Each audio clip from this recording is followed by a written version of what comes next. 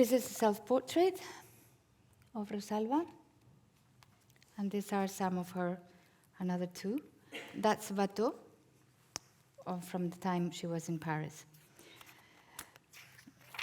So we're in chapter 22. At this point, Gombrich said that the only artist worth mentioning was Watteau, but I found 5 more. And I'm just going to introduce them in one only cut. Okay, so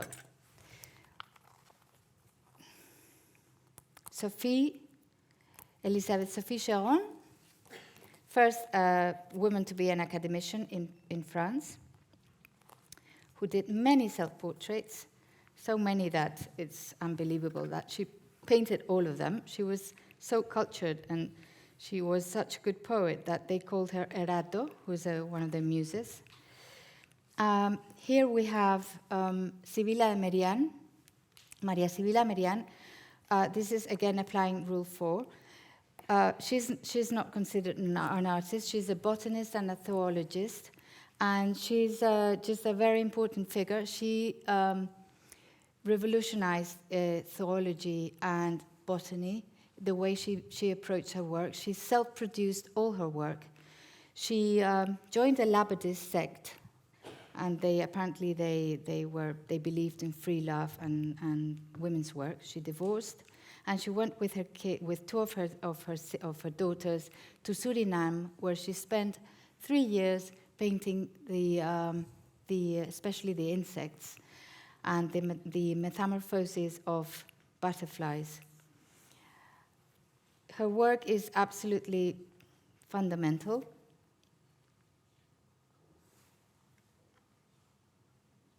And she influenced a lot in Rachel Rouge, who is a Dutch painter, this artist here, who was the daughter of the owner, or not the owner, but the director of the Jardín Botánico, the botanical gardens. And so Rachel Rouge learned from the works of Maria Sibila Merian. And she is one of the most, she had a sister also painter, by the way. And she just depicts these amazing floral paintings. And she became probably the most important painter of floral still life in history, basically. She lived until very old age. She had, like Lavinia Fontana, she had like 11 children. She complained the husband didn't help her that much. And this is Anna Dorothea Terbusch, who's a German painter. And here I have for the first time Mary Beale, considered the first British professional painter. She worked in the middle of the 17th century. And this work is at Tate Britain. She's also in the exhibition Now You See Us. And I'm quite fascinated by the way she got to be a professional painter. She first started working with her friends, with a small circle of friends, because at that time, a woman earning money was like, something that you shouldn't do if you were a lady. And so she first got this confidence with her small group of friends and people who were actually quite important and relevant at the time in the society, to become actually later on a professional painter. And she kept her family. Her husband was like her studio manager, and he would keep a record on everything that she did. And she experimented with very different types of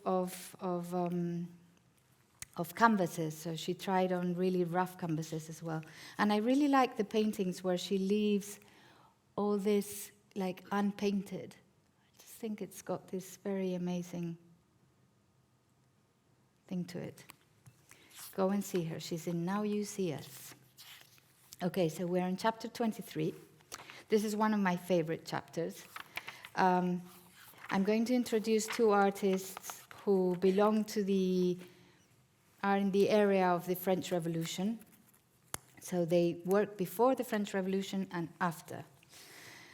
And they are in a time when the academies were becoming very important. And for women, it was extremely difficult to get into an academy. And so here we have Adélaïde Laville-Guiard and Elisabeth Vigier-Lebrun. So Adélaïde Laville-Guiard, she was in the Académie de Saint-Luc, but that academy closed. So she had to get into the Académie Royale, which was now the new academy that the kings had, that the royals had opened, because the other academy was becoming too important. So they wanted to have, the power over the artists. And she had to learn how to paint in oil, because she only did pastels and miniatures. And she mastered the technique. So we have this painting that belongs to the Metropolitan Museum of Art in New York, which measures 210 high. And it's a self-portrait where she depicts herself with her two pupils, who were then to become painters themselves. She has to put on this show, as you see, because the weight of femininity is so heavy on women that she has to depict herself with this satin dress, with this ostrich feather in her hat, that she would certainly, I think, not wear for working on oil, because it's quite messy. But look at her. It's just so beautiful. It's such a marvelous artwork.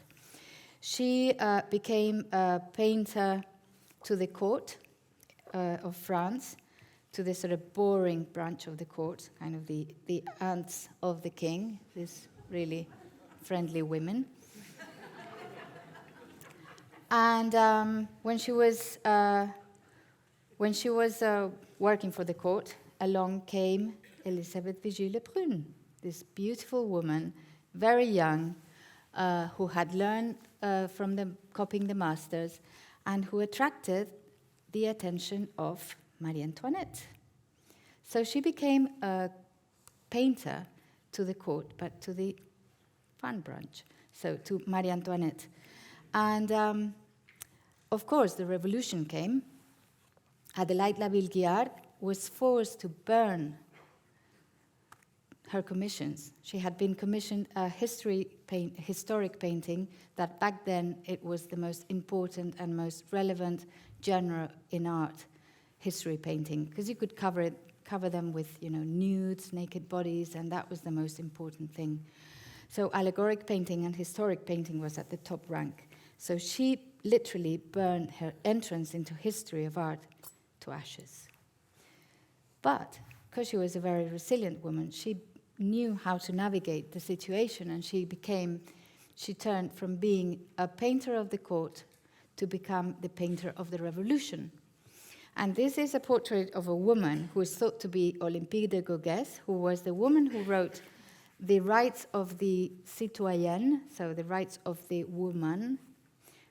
And of course, Olympe de Gauguès was decapitated.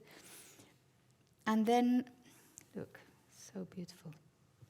And then came Elisabeth Vigier-Lebrun, who was portraying the royal family, was portraying Marie Antoinette, like this. And then they said, no, please, just do her more queenly. Because that's... And then she portrayed herself as, sorry, I've just lost my track. She portrayed herself following the ideals of Rousseau. So Rousseau, the philosopher, had just written his books, and a society was wanted to follow that new thought of what a woman should be. So a woman was a mother, and she was to preserve the love of the family, and so she kind of helped to produce this philosophy as well, depicting herself. This is a self-portrait with her daughter, same as this one. And And look, she shows her teeth, which apparently was something very, very not to do. Elisabeth Vigée-Lebrun had to flee France because, of course, they wanted to chop her head off. And she came like 12 years later after doing a fabulous career with all the nobility of Europe. And she came back thanks to a letter from all the artists in Paris that requested her to come back. So here, Angelica Kaufmann, yes. So another artist who's at the show at the Tate, Angelica Kaufmann, she's Swiss. She learned she trained in Rome, where she got to know and to be in relation with the artists of the time, and with the thought of the time that was that of Wilkemans. And basically, Rome and Greece was where all the true and good culture of Europe was preserved, and that's where artists would want to go back to. However, after being for some time in Rome, she came to London, and she spent here 15 years, probably the most successful in her career. And she paints this amazing work, which is now on show, because this is a very important moment. There's many exhibitions at the moment that you should really go and see, because it's a very significant time. She's showing at the Royal Academy for the first time, even though she was a Royal Academician. She was the co-founder with Reynolds and all the other academicians. There were 35 at the time. And she was one of the founders. And this painting, which is at the exhibition right now, it's a portrait, it's self-portrait of her. This is Angelica Kaufmann hesitating between the allegory of painting and the allegory of music. So painting is saying, come on, Angelica, let's get up there. We're going to the Temple of Fame. It's going to be a hard way, but you should get there. Apparently, she was an amazing musician and singer, and she says to music, look, I can't. I'm just really going for it. So this is a brilliantly big painting. It's beautiful. It's at the Royal Academy now in this solo show by Angelica Kaufmann. This is a self-portrait that it's at the National Portrait Gallery. So, just run and see it. Okay, and here we have this painting that is something to talk about. This is by Sophony. So because it's quite small here, I've brought it in a larger size. And this is Sophony painting the Royal Academicians. So he chooses the studio of the naked body where they would study from the nude, and he takes all the academicians who are not actually drawing, but they are debating, because the academy was a place, to have intellectual sort of banter, and he depicts all the academicians, including the ladies. But because the ladies couldn't be in touch with the nude and couldn't see it, because it was actually really dangerous, it could affect their brains and make them go mad, and sexually you couldn't know what could happen. So he chose to paint them as part of the furniture. So here are the two academicians, Angelica Kaufmann, that one there, and this one is Mary Moser, who I don't introduce. But anyway, so now I'm just going to go to the next chapter. Chapter 20. Oh my God. This is Mary Moser, everybody. She's come here. Come along, please. Thank you for bringing me your page. Would you like to do the cut, Did please? you know I met Angelica Kaufmann in the Tate Britain Spotlights Room, 2018. It was just like today. I was standing next to her portrait instead. I wish you'd been there. I know. Please, do the honors, Mary. Thank you so much. Okay, so for the first time, stay here with me while I introduce Mary Moser. Caro, Mary Caro, she's a friend and an artist who performs and is focusing her work lately on Mary Moser. She's the one who's taught me to love Mary. And she's the one that pointed out, you haven't got Mary Moser. You've got Angelica Kaufmann, but you haven't got Mary Moser. And I said, you're absolutely right. And I feel quite embarrassed because she is a Royal Academician. She is part of the furniture. She's that one. And yeah. And I think, thank you, Caro. Okay, great, thank you.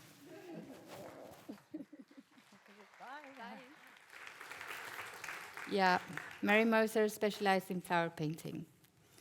Thank you, Caro. Thank you, Mary. So, I can go on to chapter 24 now. Okay, so it's the first time we're going to cross the ocean. We are going to the United States. And here, I am going to introduce two sculptures. And one is white, and the other one is Afro-American Indian. And the first one is Harriet Hosmer. She led the way to Rome in a time when studying for artists was only done privately. They weren't allowed at universities yet. And Harriet Hosmer left to Rome. She became a very well-known sculptor. This is one of her works, so they are neoclassical. And then the following artist is Monia Lewis, who, as I said, is the first Afro-American artist, Afro-Indian American, artist to have international projection. So she's the most, never before, a non-white artist had actually got commissions, sold her work. She went to Rome as well. She had to leave, basically, the United States because she was lynched. She was accused of I don't know, something really nasty, which was absolutely not true. And she went to Rome. She first stopped here, apparently, for some months. And then in Rome, she could actually work and be free. In Rome, women could work, because there was never actually a ban in universities for them not to go in or into academies, as long as they were very sort of decent, not going out, not having sort of, getting drunk and all that. That actually was expected of male artists. But if they preserved, some decorum, that was fine.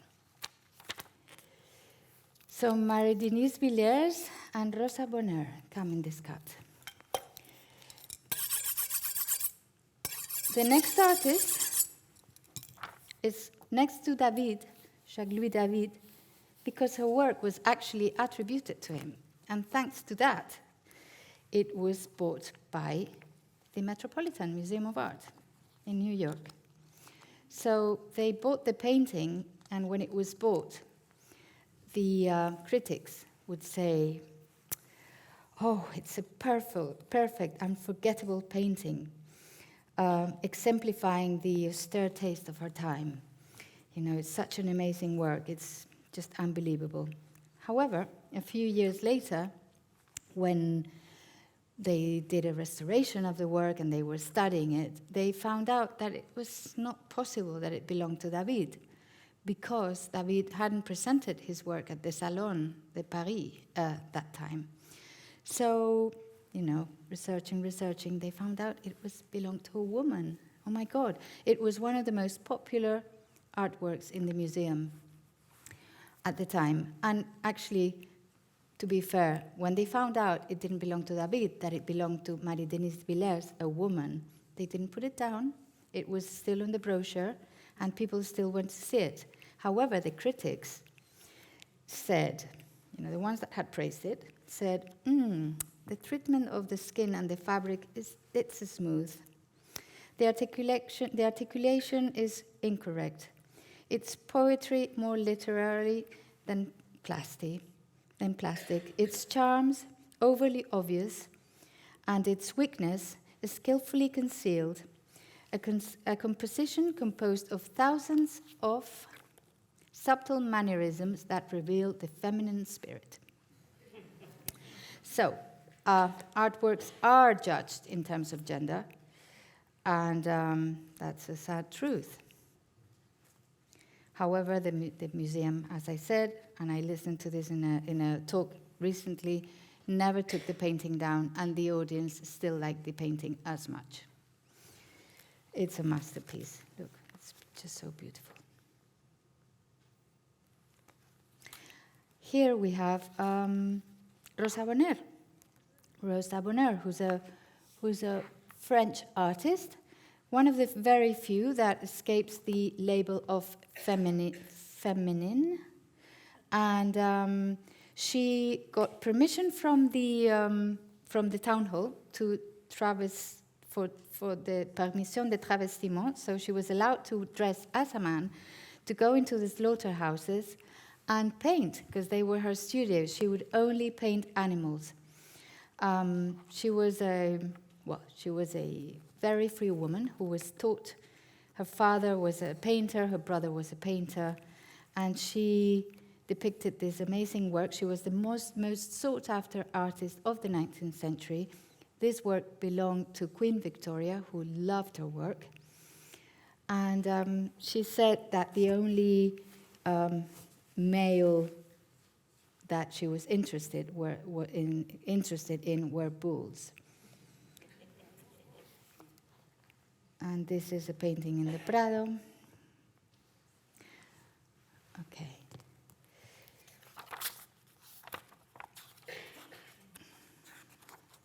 So next to all these artists, William Blake, Goya, Constable, and Friedrich, I'm going to introduce another miniaturist from the United States. She's called Sarah Goodrich. Sarah does these amazing miniatures, and I've chosen this work, which is beautiful, and as its title says, it's called Beauty Revealed.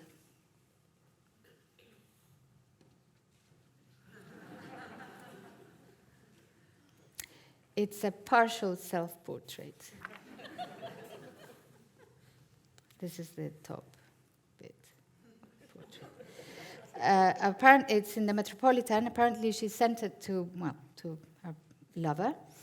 And it's astonishing how modern it is. It's painted in 1818. And it's painted on ivory. And it's just, as you see, delicate and absolutely beautiful and modern. So this is Sarah Goodrich. And on this side, I have another British artist that I absolutely love. She's Marian North. This is her. Marian North, she started when she was 40. She embarked on this amazing life project that would last for about, I think, around 20 years, or maybe a bit less. She traveled the 5 continents, depicting the flora and the landscapes of all the places she went to. She had quite a lot of money, so she could do that. She took advantage of the diaspora of the British Empire, and she just depicted landscapes that nowadays don't exist anymore. So in terms of ecological documentation, it's absolutely fundamental. And she did over 800 works that she hosted in a pavilion she made herself with her own money in Kew Gardens. And it's something that I really, truly recommend you go and see. It's absolutely beautiful. For me, she's a pioneer of installation art, of archival art, of just things that, and ways of working that nowadays for contemporary artists are just so common. And so she brought all these woods from every place she traveled to.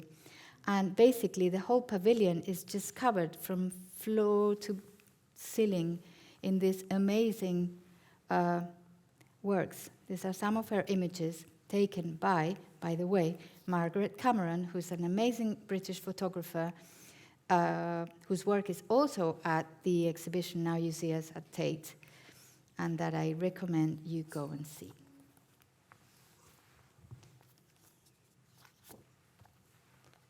Yeah, this is the pavilion.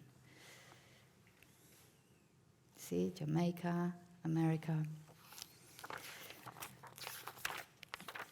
Okay, so we're reaching the 19th century. And here there's, well, I'm going to introduce an artist that is the second time she goes in. First time was in August in Buenos Aires, in Argentina. So I decided to, you know, as I was going to Buenos Aires, I might as well just look for an artist who was from there. And I found Lola Mora, whose work is, she's a sculptress. She was a very particular figure. She learned painting. She went to Rome to work, where she expected to become a painter, but then she met this sculptor, and she became really fascinated with marble carving. So she became an amazing sculptress. This is her. She worked for the government in Argentina. She received all sorts of commissions. And then when the government changed, her luck changed as well. And she just didn't get any commissions anymore. So far away from just, you know, going to her room and cry, she decided she would try something else. So she went on to try to become a cinematographer, and she wanted to project films during the daylight. So she tried to make this thing work. It didn't. And because it didn't, she tried and find oil, so petróleo. And that didn't work either. And then she died. But this is Lola Mora, whose work, by the way, this fountain was just, you know, it was just all these naked bodies. It was changed place 3 times in Buenos Aires. The first location, no. The second location, no. Oh my God, it's so rude. It's so... Because, you know, in South America at that time, well, the society was very, very conservative. And here we have, next to this self-portrait of Gustave Courbet, I'm going to introduce 2 self-portraits by 2 artists who were working in Paris and who went to the Académie de Julian. That was an academy where they were actually allowed to paint from the nude. Oh dear, I got the page wrong. It should be like that. Anyway. This is Rabilinska Bodanovic. She was from Ukraine. Look at her self-portrait. She's not portraying herself in any sort of weird clothing. She's not trying to depict herself as a lady, as a very sort of, you know, a rich or cultured woman. She's just depicting herself in her black dress, because, you know, always someone had died, her boyfriend, her husband, not husband, but, you know, everybody, friends. And this is a self-portrait that is unfinished, or it's like that, and these are some of her works. I just love so much this painter. Just the honesty in that face, just... And this is actually, she was working in the Académie de Julian. Okay, Académie de Julian. Julian is the name of a man.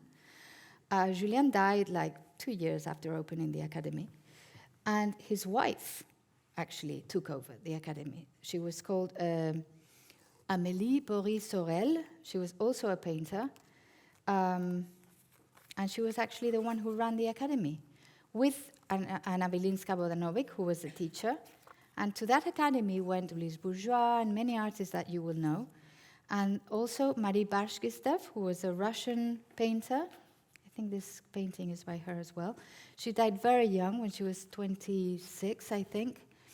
and she wrote the most important diaries preserved of a female artist in the 19th century. Was she was complaining about how unfair it was for women, that things were said about them like, oh, their hand is just smooth and soft, and she was saying, no, look, my hand's not soft and smooth, I can paint just like any man. And this is her. Sorry, I didn't get any of the pre-Raphaelites, but I will one day. So next to Edouard Manet, I'm going to introduce two female impressionists, because Impressionism is not just a male group. It was formed by women as well, and actually by women that were there most of the time, especially Berthe Morisot, who, when she was training with her sister, her teacher said to her mother, "Madam, please be careful, because if your daughters go on learning, they're going to become professional painters."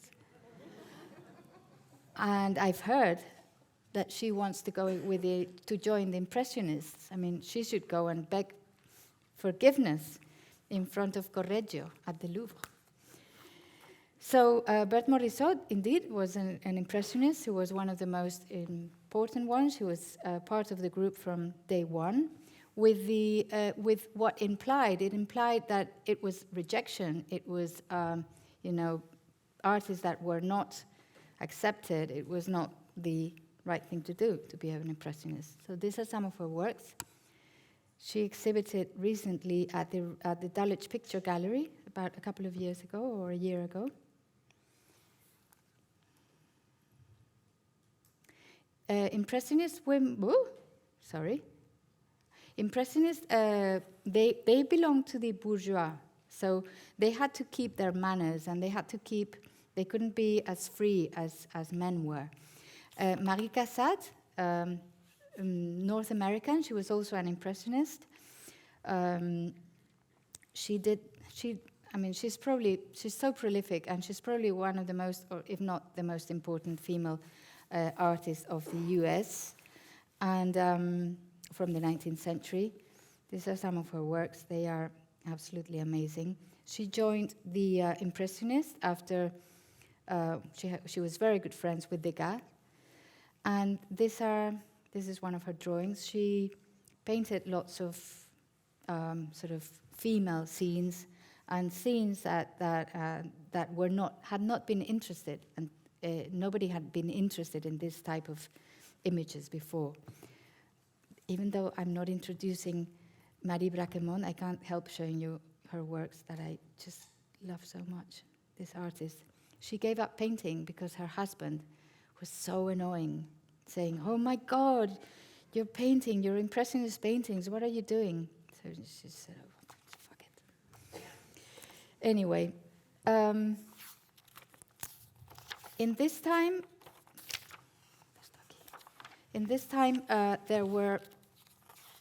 there was a very important Japanese exhibition at Paris that left every artist in shock, by the difference of, we are in the 19th century, and so the Japanese aesthetics was totally new for Europeans. It was, and it was so different and so empty in comparison to the Baroque aesthetics of Europe's art. And here I'm introducing two Japanese artists, Kiyohara Yokinobu, because I think they could have been one of the artists that this 19th century people were actually going to see at the exhibition. And she's Kiyohara Yokinobu from the 17th century, who was from the Kano school, which is very important because hardly no artists were admitted in that, no female artists were admitted in that school. And this is Uemura Tsune, who worked on the Binja school, which was a kind of going back to tradition but innovating. And she did this amazingly huge works. This is 2 meters 30 high. So imagine, just, you know, beautiful. And when Marie Cassatt saw these works, or something similar, she went on to do this amazing project that lasted for 1 year, that I absolutely love, that now that I've got into etching, I see how amazing they are. And she just went into this work with the spirit of doing a haiku, and they are very simple, and you can't correct, and I just find them amazing. And also the subject matter she chooses of scenes that were normally not important.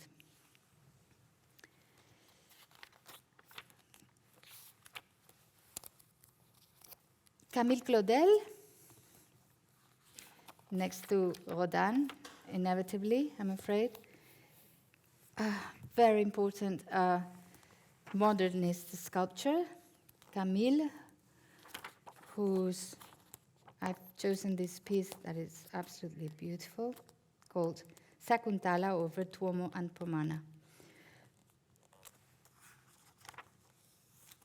And behind her, on the next page, is a new introduction of Louis Jopling, who's an artist whose work has just been bought by Tate Britain. I'm quite shocked by the story of Louise Jopling, because she was always considered an amateur, even though she trained at university. She trained in Paris. She did many exhibitions. She sold her work for good money. However, most of her artworks are in unknown whereabouts. She's thought to have painted over 750 works, of which hardly any are known where they are. And this is a self-portrait called Through the Looking Glass. Yes, Through the Looking Glass. That has just been acquired by Tate, and it's now again in the Now You See Us exhibition. You should go and see.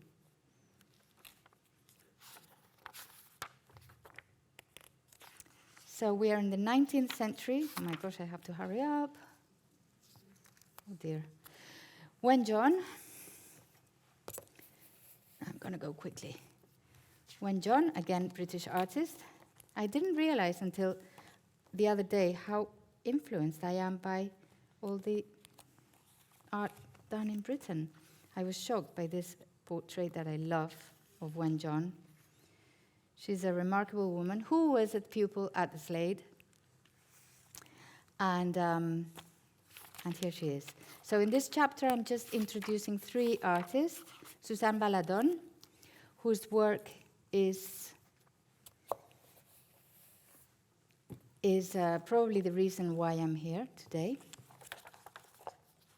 because I found it in Parker and Pollock's work. I found this amazing drawing, this one, and I just couldn't believe that, I didn't know this artist. So I started looking for her, and I started to find these amazing works. And I just thought, why haven't I got her as a reference? Why didn't anybody tell me about Suzanne Baladon? And so I did an interpretation of her work. Oh, perdón, sorry. Okay, here. Okay, so I started off with that, and this is probably the first work I've ever done related to Suzanne and to old mistresses. So here's Suzanne Baladon, who was known more for being the model of than for being herself an artist in her own right. And she never really got rid of that, being the model of. So she does this drawing called Nu à la palette, where she says, we are naked, but we can paint. We are also artists. So here's Suzanne Baladon. Here's Paula Modersohn-Becker, precursor of German Expressionism.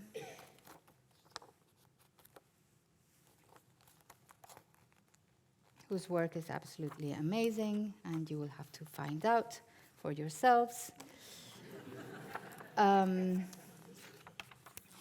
Then we go into what was the last chapter at the very beginning of the book. Okay, so this book only had 27 chapters, but it was so, so popular that the editor asked Gombrich to write another chapter. So basically, what I'm going to do in the 20th century, because it's a very complicated century with so many artists that my selection could have been another. But basically, what I've done is try to give him an answer. So he introduces the Bauhaus. Okay. I introduce Annie Albers. So this is like playing cromos. I don't know what's that in English. And so this is Annie Albers next to the Bauhaus. And he repented. And he introduced one artist in 1996. He introduced one female artist, that of Kate Kollwitz. So she's the only one who's in the book. She wasn't in my book because I read it in 1991. So, but now he decided he was wrong. And yes, indeed. And so here we have, just before Kandinsky, the precursor and the pioneer of abstract art, who showed at Tate Britain last year. She's Hilma af Klint. So sorry for those who have a Kandinsky, but now Hilma af Klint is before that. So this is her work. It's absolutely astonishing. You know, everything, the size, the amount of work, everything is just crazy with Hilma af Klint. I'm not going to show you this. But anyway, she trained in Swiss, she's Sueca, she's Swedish, and she was one of the first generations to go to the university in Switzerland. She created this series. It's called the Series for the Temple. She was in touch with supraterrenal, with sort of exterior beings. She was an anthroposophy, and she just go and explore Hilma af Klint. I mean, she's just out of this world. I mean, all her body of work is unbelievable. Maria Blanchard and Lyubov Popova. There was, of course, no Russian artists. When this book was written, it was when the Iron Wall was still there. So Lyubov Popova, Russian constructivist, and Maria Blanchard, a Spanish cubist artist, who I'm so grateful to Gombrich for having put such an awful Picasso, because, you know, Blanchard looks so much better next to that. Here is Georgia O'Keeffe. She's probably the most important artist of the U.S. beginning of the first half of the 20th century. She painted flowers and said, whoever wants to see something else is their problem. And look at this page. I mean, it's just so beautiful. The book is just so much better when I introduce this page. How can Brancusi not be next to Georgia O'Keeffe? Sonia Delaunay and Sophie Tauber-Arp, two multidisciplinary artists from the beginning of the century. They just go and do everything that they want, painting, design, fabrics, this coat. I mean, I would just give my hand to have that coat. It's so beautiful. Sophie Tauber-Arp, they had both just exhibited at the Tate. Well, not just. Sonia Delaunay was in 2015. But Sophie Tauber-Arp was really recently. She was a Dada artist. Next to Henry Moore, who I normally call Roger Moore, is Barbara Hepworth. Yeah, I always get myself mistaken with that name. And Gego, next to Calder, because I just think they make a really good dialogue. And here is Barbara Hepworth, of course, next to Henry Moore. She's such a great artist, and happens to be British. She's from Wakefield. So here Gombrich says, okay, what I'm interested is in those artists that are not so learned and that are actually self-taught. Well, the queen of self-taughtness is Seraphine Louise, who was inspired by the Virgin in a trance and kind of meditation situation, and she painted these amazing works where she creates these trees of life in. And she was found. It's quite amazing because she was she worked for the. She was the cleaner of the house of her marchante.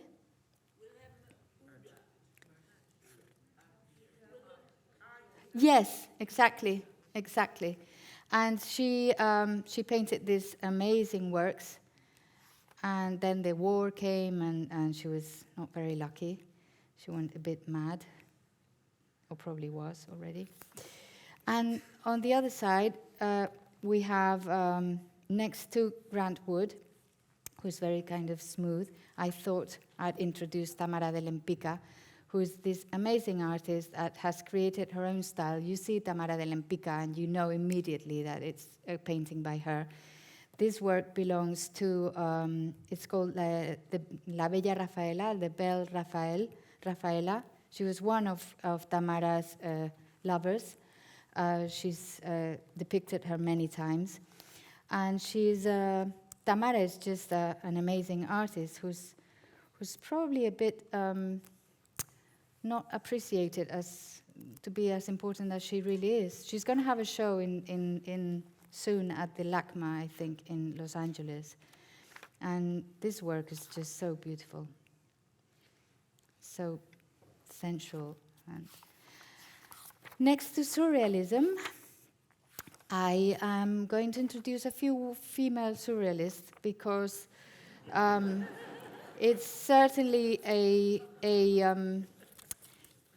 style that attracted many women, many. So I think, I don't know, I was in 7 and 8 and 9, and then I think now I'm in 13 or 14, I don't know how many, loads. So, big cut for that.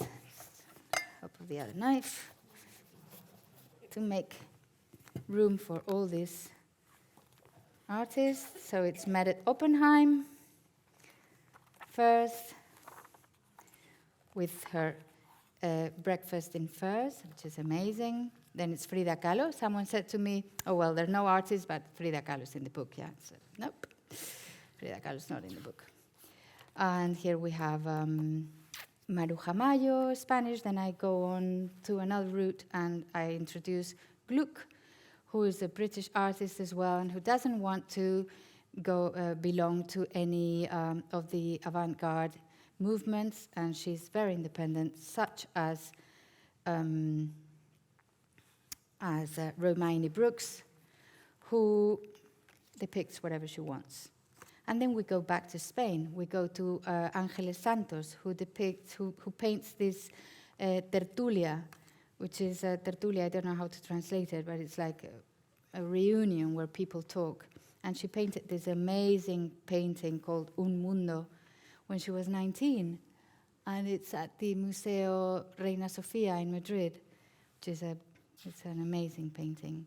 Here we have Lola Álvarez Bravo, who's a Mexican painter and whose page I introduced when I went to Mexico to do the performance in 2023. Here's Dora Maar and Claude Cahun, whose work I love because she is a very performative artist that I really like. And I'm just going to quickly read something because it's very important. So Gombrich said at the beginning that I forgot to say, that art doesn't exist. What exists are artists, okay? So he says, here, at last, we're back at our starting point. There really is no such thing as art. There are only artists, men and women. What? Okay, so then he adds another chapter, and doesn't include any women, sorry, so we have to stay for a few more minutes. I'll be really quick. Oh, so next to Switzer, I'm going to introduce Claude, where are you? Okay, here. Claude Cahun and Elsa von Freytag Loring-Hove. So next to Switzer is Cahun, who was, Hannah Hogg, sorry, got mistaken, who was very good friends of Switzer's and who would be very pleased to have her next to him. And this is Elsa von Freytag Loring-Hove, who was probably the author of The Fountain by Duchamp, who was apparently nicked. So this chapter is quite erratic. So just imagine, he's going from Switzer, who's in Switzerland, to Pollock in the US. So I'm going to do the same. And I'm going to go for Helen Frankenthaler and Lee Krasner and Louise Nevelson. And I'm just to be quicker, I'm going to put them together. And so here they are. So Helen Frankenthaler, she's probably the most important North American abstract expressionists, well, together with Lee Krasner.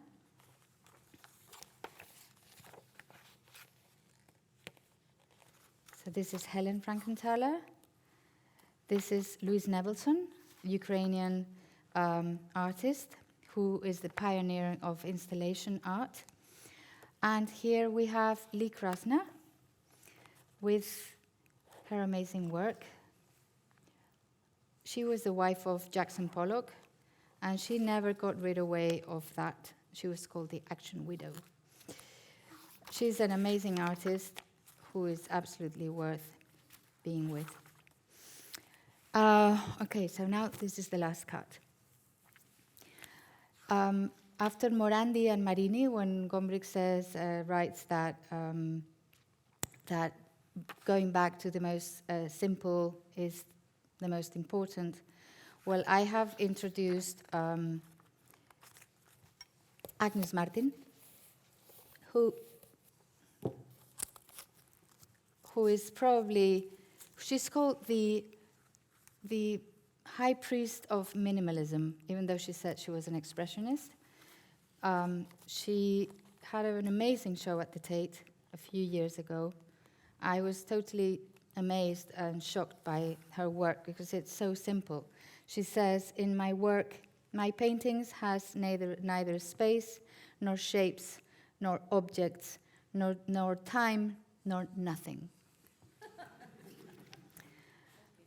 And well, to finish, of course, I have to finish with Louise Bourgeois, who's probably one of the most important artists of the 20th century, who lived up to being nearly 100 years old. She just did so much work. She gained recognition when she was 71 years old. So yeah, I still have time. And this is one of her amazing spiders. However, I always like to close the performance with this beautiful work called Woman House, that Louise Bourgeois used to say that women have, house has been put on our heads that doesn't prevents us from talking, that prevents us from showing ourselves. So basically, we have to get rid of that house. We have to ask for women artists to be in books, to be in collections, to be in museums, and to be in exhibitions. And for them, I'm going to ask, please, could you bring down this beautiful timeline, and I want to ask for an applause for these artists that today have gone into the story of art and that certainly deserve their place in history alongside their male companions. So men are in black and women are in color. So for them,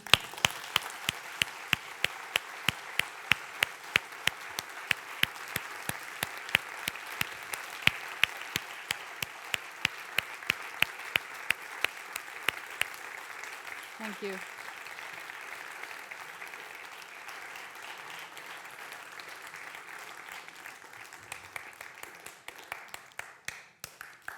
Thank you.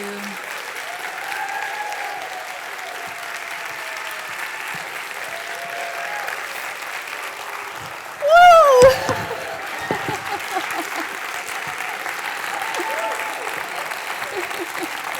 That's how I did. Woo! Gracias.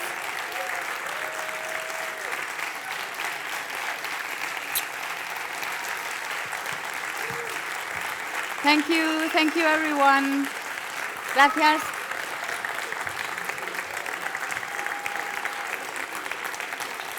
No me acordaba que tenía el hombro mal. Wow. Thank you so much. Thank you so much. I think we have the bar open for a little bit, so if anybody wants to stay, and I'll be outside in a minute.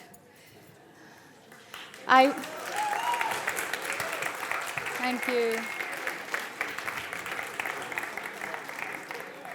I just want to say thank you to everybody that has helped me and to everyone that has made this possible.